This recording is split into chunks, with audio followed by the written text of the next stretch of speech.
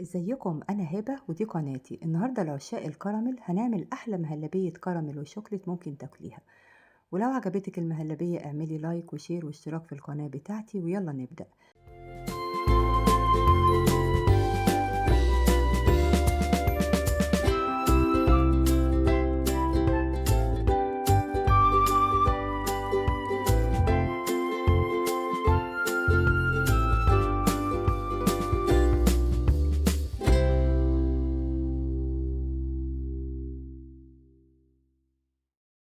محتاجين كيلو لبن حليب، حطيت عليه 3 معالق نشا كبار وقلبتهم بمضرب البيض اليدوي على البارد كده وركنتهم. دلوقتي في طاسة على النار حطيت 3 معالق سكر، فردتهم في الطاسة كده تفرديهم وما تقلبيش إلا لما الحروف تبدأ تتكرمل، يعني اللون يبقى غامق كده.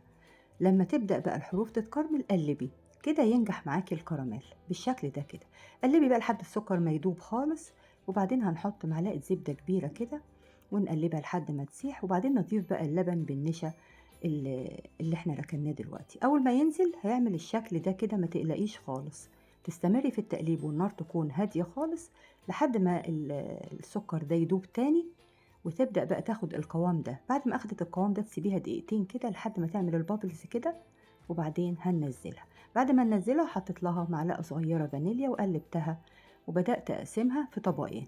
هنقسمها بقى بالنص كده، نص هنحط عليه 50 جرام وايت شوكليت ونص هنحط عليه 50 جرام دارك شوكليت.